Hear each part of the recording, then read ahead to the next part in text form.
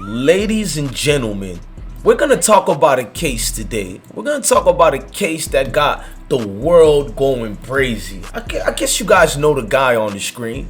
And this guy on the screen's been through a lot. Goes by the name of Omi Hellcat.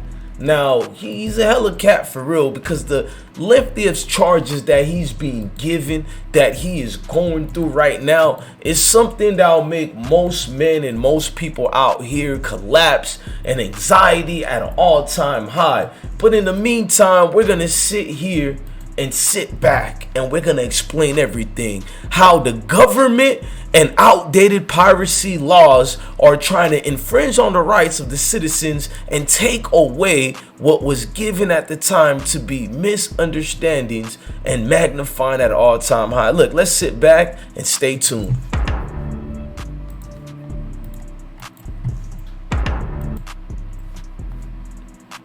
Go down, shoot for fun, fuck a diss. Y'all will speak through the bed sheets, roll the leave a distance when I'm on solo mission. Fuck nigga, you don't wanna come amiss and keep a distance. Make sure you guys go and check out Kid Outlaw's new hit Mission.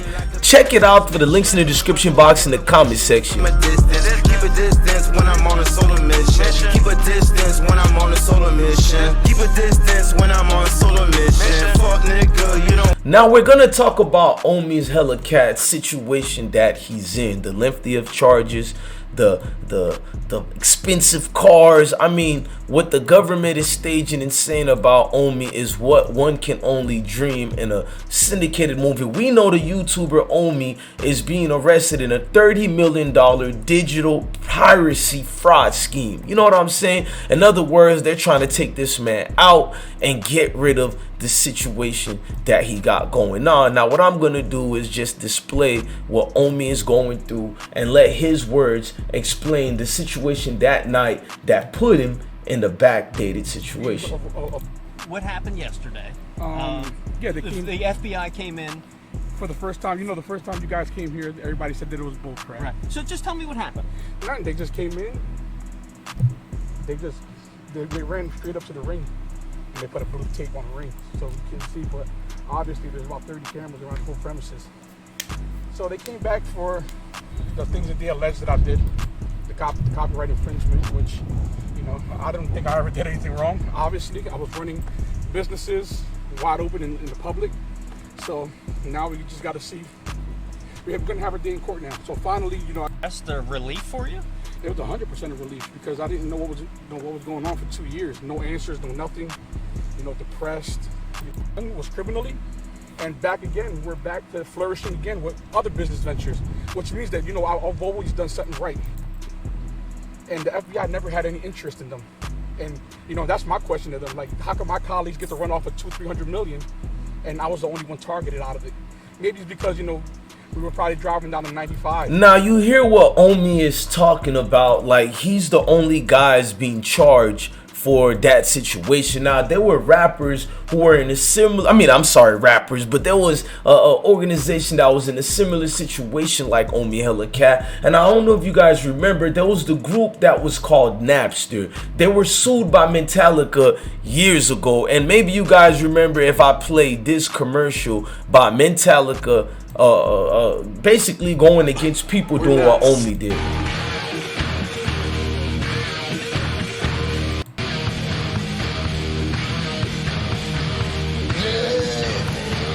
What the hell do you think you're doing, man? Holy crap! Do you know who you are? You're freaking Law's on from Metallica! I love everything you do! Well, except for that bad show you hosted. You know what? Maybe I wouldn't have to whore myself out if you kids didn't steal my music. Whoa, we're not stealing, okay? We're just sharing with each other, you know? So it's like if I take this soda can right here. Lars Ulrich! And you know what? I'm just sharing 10 years of groupies with you, frat boy. Whole sharing thing. Hey, boys! Oh, yeah. Hey, Bobby, some crazy roadies just stole my car. Now, during this time, Napster was one of the biggest companies during this time. Napster explained how you know, they was getting rich, basically taking advantage of situations. And Metallica spoke over the years of what was the backlash and what was it like facing suing companies like Napster. And then like a month later, it was like, whoa, okay, look at this. And then we were sort of like a little bit like deer caught in headlights. And then obviously we stood our ground and fought the fight. But obviously it was a difficult time. I mean, it's not, about money and about, Metallica sort of like technologically inept and they don't want to give stuff away for free. And we're like, well, hang on, it's not about money. It's about control. But whose choice should it be? We were saying choice, not about money, but they... Now we'll get back to Napster a little bit. I want you guys to remember what was that situation of Napster. Doctrine allows it. For example, did you know Fleetwood Mac is the second most pirated artist in the world? And the manufacturers who made the digital audio recorders. New devices were required to have a serial copyright management feature, which means that you couldn't make copies unless you had the original recording. It basically stopped you from buying an album and then making a bunch of copies for your friends. It also stopped musicians from making legitimate copies, around $20 billion in today's money. Even when adjusted for inflation.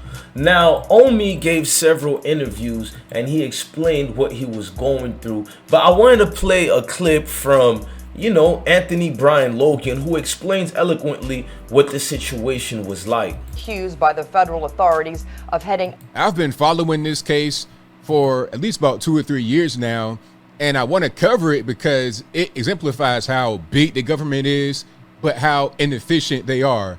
How they're operating on very old laws, but then want to punish guys based on those old laws, although they can't. And they also kind of get embarrassed because they can't get you on the old laws. So they're trying to make an example out of you. You're on YouTube, flashy, got all kind of money, cars and whatnot. That's not what they like. So I think this is an unjust case, especially in the way they're trying to make it appear to be on the mainstream media. Now, before I go any further, let's roll the clip.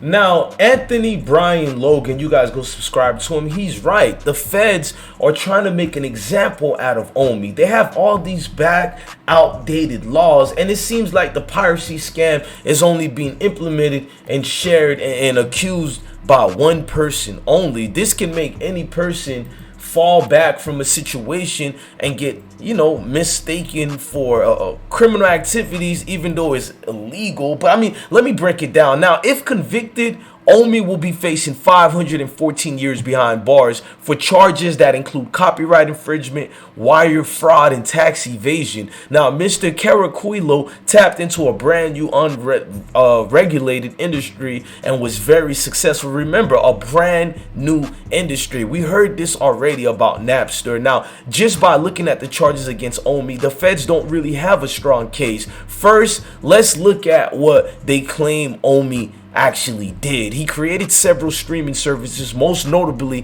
one called Gears TV. This was essentially a Twitch channel that he streamed television shows and movies on. Omi sold jailbroken Amazon Fire Sticks, basically, so people could access the channel through paid subscriptions around $15 per month. So he was paid from the device in the descriptions and went on, basically on for years with no problem legally. As you can hear, Omi stated eloquently during a divorce proceeding. He spoke to lawyers about this and nobody appeared to say he was doing anything wrong. Now, Omi did give a conversation with, Say Cheese TV, Sean Cotton, that is, of Say Cheese TV. Let's listen to what he explained about the charges during the time. You already know, man. Our last interview was a classic. A lot of people, every day I get, when's the next Omi and the Hellcat interview? When's the next Omi and the Hellcat interview?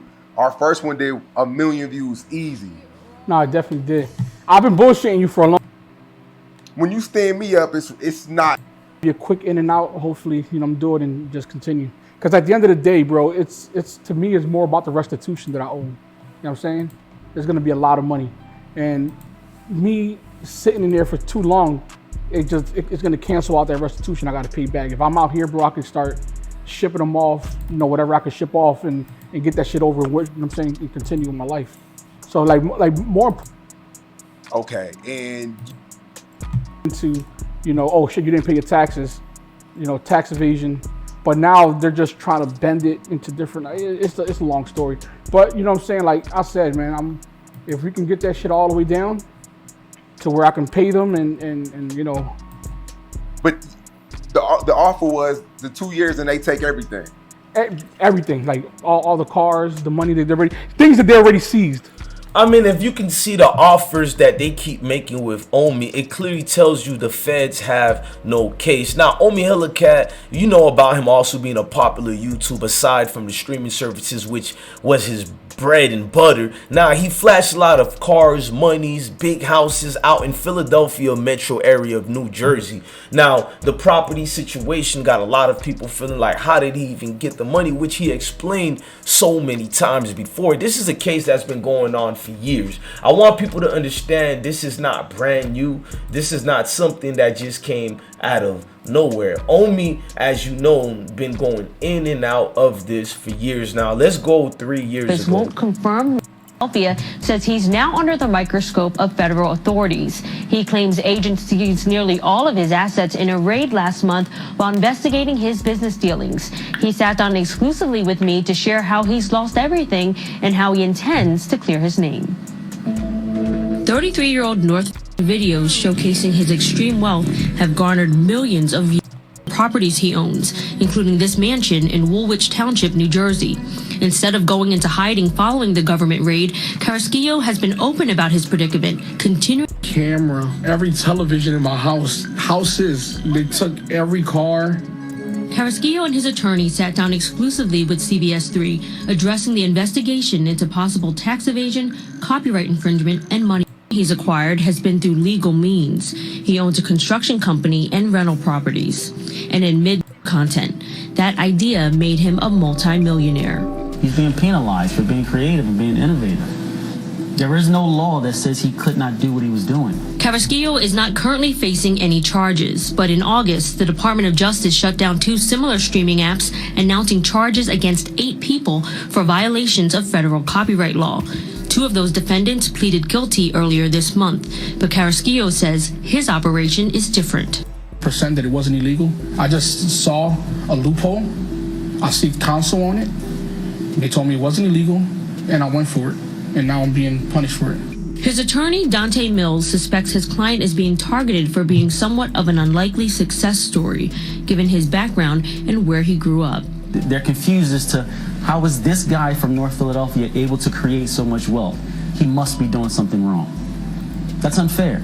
He shouldn't be treated that way. Carrasquillo admits he does owe back tax. Everything, even the tablets off my kids' hands. With liens placed on his properties and his accounts frozen, he says he's on situation for everyone in the table. So I just hope that the U.S. attorney can see this and come to a resolution.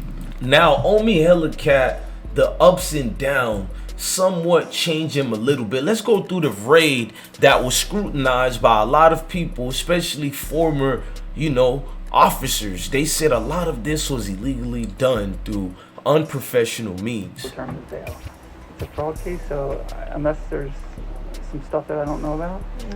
He's literally a fucking nerd. Probably, like, this is like a fucking. He's not being treated like anything. Dude, you guys don't even want to tell him what you're taking him in for. Can I please get him some food? It's just court stuff. Yeah, but what's the I'm getting charged today.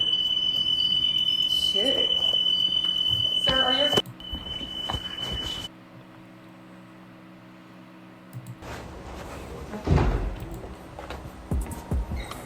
You will be here. Okay. Bring him today, or... Well, the judge is who...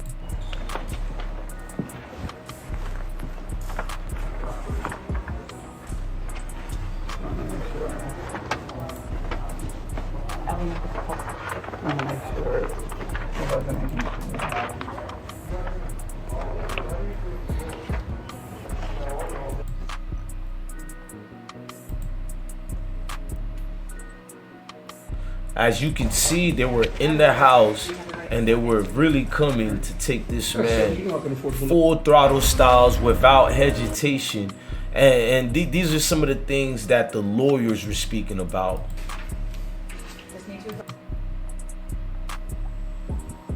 Now, during Omi's incarceration, you can clearly see the situation has led him to feel vindicated to a certain extent, meaning that he was happy, he was excited, he finally would get an actual case. Some people would be feared, but when you've been going through this through years and years, just like Napster themselves, you know, you can have a strength in a situation and understanding you might get out of it. Look, you guys, make sure you go subscribe to I Smoke Hip Hop Live and give some loves and blessings to the one and only. Salute. Gang, gang, gang up in this piece. When I'm on a solo mission, keep a distance when I'm on a solo mission. On a solo mission, fuck the competition. Fire with extensions, see the deposition.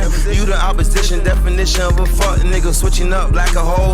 Burn candles and flip them, kill a day. Gotta go run a show like death row. Zoes hopping out bushes in the trenches.